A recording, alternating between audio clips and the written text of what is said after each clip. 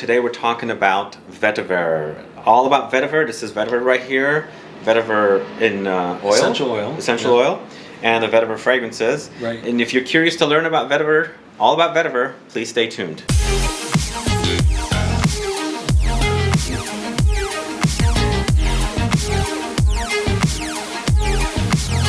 Thanks so much for tuning in. This is Sebastian with Smelling Great Fragrance Reviews. This is Bruno. If this is your first time on this channel and you haven't subscribed to the channel yet, please click the subscribe button below so that you'll be notified for future videos and giveaways. So I'm a big fan of Vetiver. That's why I wanted to do this video with you. And obviously you are a fan of Vetiver as well, right? Yeah, it's a fascinating material. It is? Yeah. And you just launched Vetiverissimo. You're right. Yes. Because of my love of this stuff. Yes. So tell us all about Vetiver. Well, I think it's interesting. We don't actually see it that often. So I brought the root. This is actual Vetiver root. It's going to make a little bit of a mess. Here it's been cut, but typically it's a very, very long root. And it's always fibrous like this. It's not like, it doesn't get much thicker. Oh. And it's a grass, a very tall grass. Grows in the tropics. It's used for erosion control, which is, so it's environmentally like a great plant. And then it's also cultivated for fragrance.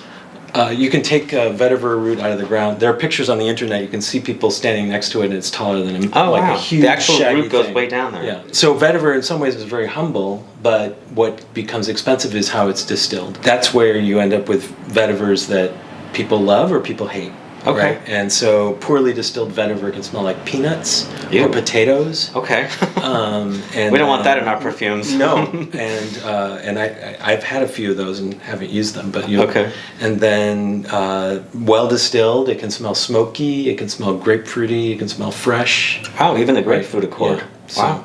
Interesting. So do you actually create your essential oils from this? Yeah. So you just bought this for... I buy the root just to have it. I think it's neat stuff. Yeah. You can actually... It smells. It's fragrant. It's fragrant, yeah. And you can put a little bit in... take a few roots and put it in a big carafe of cold water overnight, and it'll give it a little vetiver fragrance. So it's edible? Yeah. It's not poisonous? It's not poison. It's not toxic. It's used in India as a flavoring. Okay. Interesting. I don't. It's not really used here. I don't know the extent of.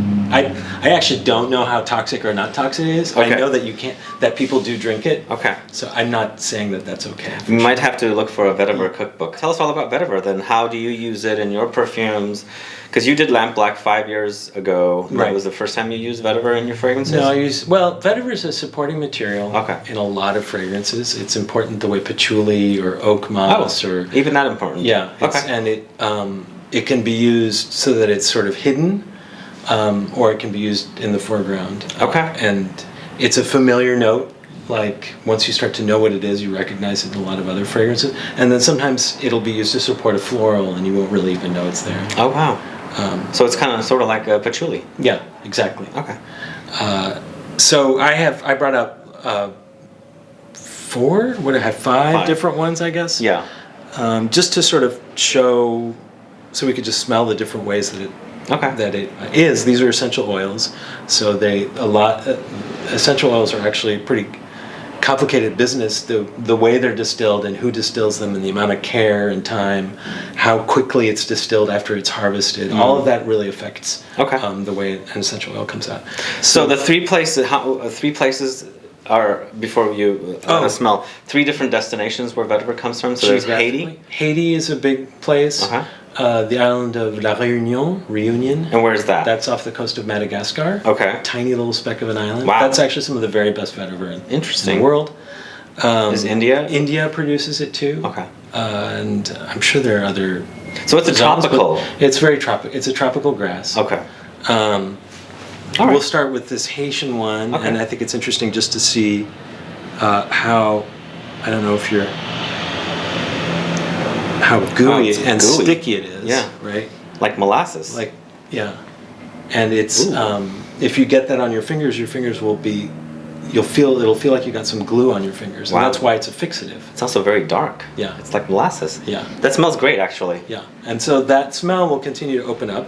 So is this, have you used the Haitian one in your fragrances? I use a little Haitian vetiver in Lamp Black and also in 5. Okay. All right. Which is citrus fragrance, a classic citrus accord that I have. And I like 5 a lot. Vetiver is just sort of a supporting player in there. Okay. But it's a dominant in lamp black. In lamp black, it's much more dominant. Much more dominant. Okay. All right, that smells nice. So that's Haitian vetiver. And then this is also, I think this is also Haiti, but this is at, oops. So this is at 10%, and I think things smell really different at 10 and full percent. Oh, wow. So this is a lot cleaner. This is the same material. material. Other one is a lot earthier and woodier. Yeah. But it's still the same material. I love this. Yeah. This almost smells like finished product. Yeah, it does. Well, Vetiver is a complete perfume. Okay. In many ways, like that's so Vetiverissimo, my new scent, is really just about letting vetiver shine without a whole. I mean, there are other supporting players in there. It's not just essential oil, but it already has a complete sort of picture to it. Okay, yeah, I love that. It smells great. So then, so these two, and then we'll smell an oddball. So this is a traditional distillation called Rukus, and a Ru is a type R-U-H, is a type of Indian distillation. Okay. And traditionally, and there are other materials that are called. So Kus is I'm probably saying it wrong. India is, I don't know, in Kus? India, yeah, Khus is the word for vetiver. Okay. I'm not sure if it's in Hindi or. Oh. I'm sorry, so I'm a little ignorant. Sorry. It's distilled into copper vessels, also really gluey. And the beautiful green incredible color. green color. Oh. So it starts off very green, a little bit licorice, I think. There's a little anise to it. And then I think it gets a little funky over time. Wow. I like this. Yeah. Can't beat the color. There's a bit of a coffee-like Coffee, yeah. I smell that too. I smell very green grassy too. It's very green and grassy, yes. So does that, if you actually create a perfume out of this, does the color transfer over to the... It would, yeah. It would? Yeah. So you would get a greener... You would get greener, I mean, it depends on how much you use in there. Okay. I think this stuff is tricky. Oh. And I wouldn't use a super high concentration in a fragrance. Because you said it smells weird. I think it has a little bit of a sulfur smell that starts to show up. Oh, I don't like that smell. Yeah. It's green actually because of the copper vessels that it's distilled into. Oh, so it gets the color from the copper. I don't totally understand how that works, but I know that that's what's happening. Interesting, okay. Well, for the love of vetiver, let's smell more. Next one is vetiver bourbon from Reunion. Okay. Like La Réunion. And that's named for, so this is the confusing part. It's not bourbon the drink, but it's bourbon because the French dynasty was the Bourbon dynasty, the last French dynasty. And so there's no such thing as a boozy vetiver. Well, it does smell boozy, but the bourbon, he was Louis de Very Bourbon. boozy. Yeah. It smells great. Yeah. Wow. So that's Reunion vetiver is sort of considered the best. Now, did you use this? So I use that in Vetiverissimo. Oh, wow. Yeah. There's a little bit of a boozy quality with Vetiverissimo. Yeah, not a little bit, so but much. not like cocktail boozy. But it's a little. And also I think a little fruity. There's a fruity quality to it. Yeah.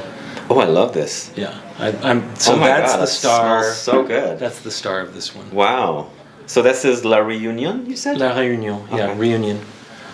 And it's an island off of the coast of Madagascar, which is where almost all the vanilla in the world comes from. Yeah. And in fact, there's a worldwide vanilla shortage because of the hurricane. Or was it typhoon? But that huge tropical storm wiped out vanilla in Madagascar. Wow.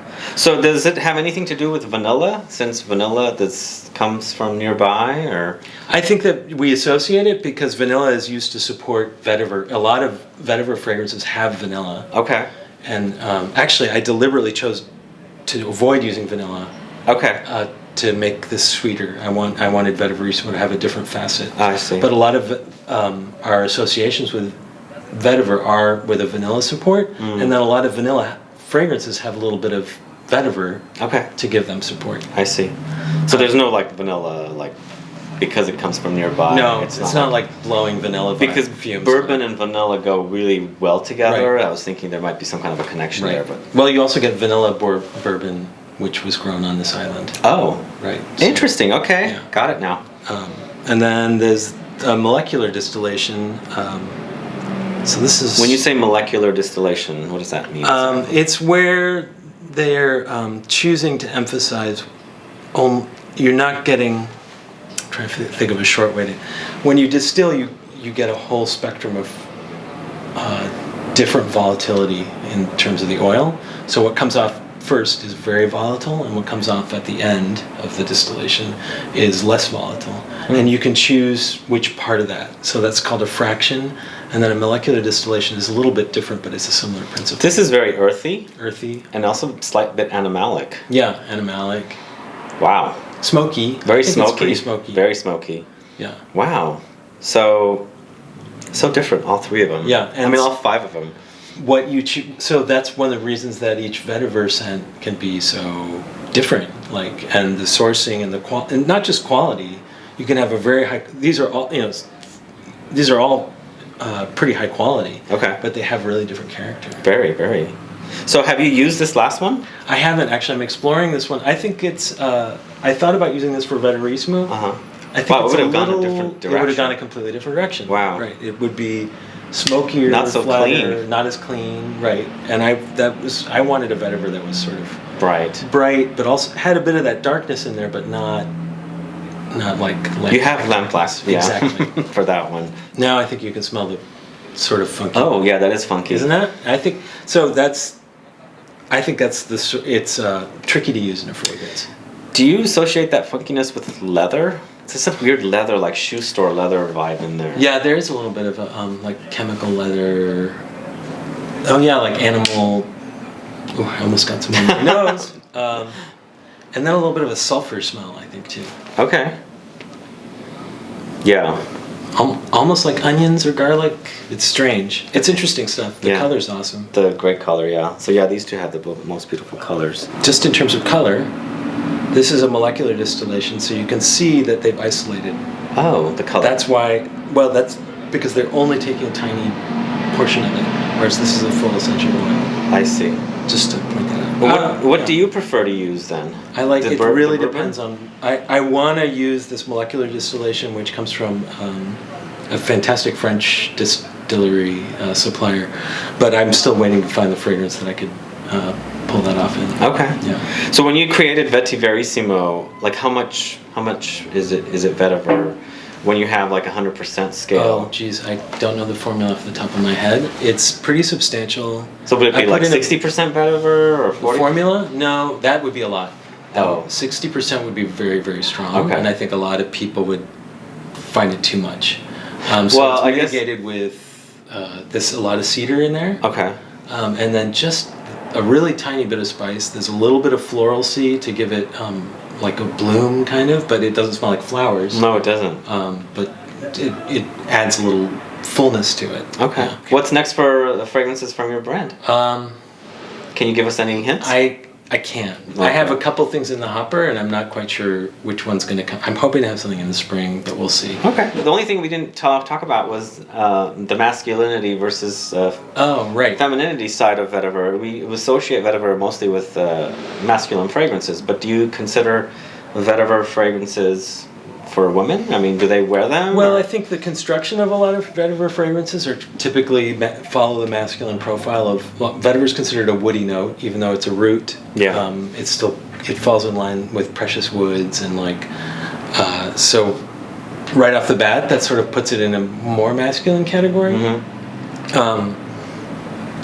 It sort of depends on the rest of the structure. Like I think Lamp Black has plenty of women fans, but it's probably a little bit more of a classic masculine structure. Vetiverissimo, I think, is just sort of more about the material. Yeah. And there, I think it's a little more open-ended. Okay. All right, cool. Good answer. Okay. All right. Anything else? That's it? That's it for today. Cool. Well, thank you for educating us about vetiver. I think they're going to find us very, very informative because I talk about vetiver all the time. Yeah. It's either vetiver fragrances or fougere fragrances. Okay. So maybe next time we'll do a fougere video. Yeah. That's quite a complex topic too. Yeah, cool. All right, guys, if you have any questions or comments about vetiver or in general vetiver or vetiver fragrances, let us know. Put some comments down. Let's get a conversation started. Otherwise, please like this video. Please share it. Follow me on Facebook, Twitter, and Instagram, and I'll be back with more videos very soon. Have a good one. Goodbye.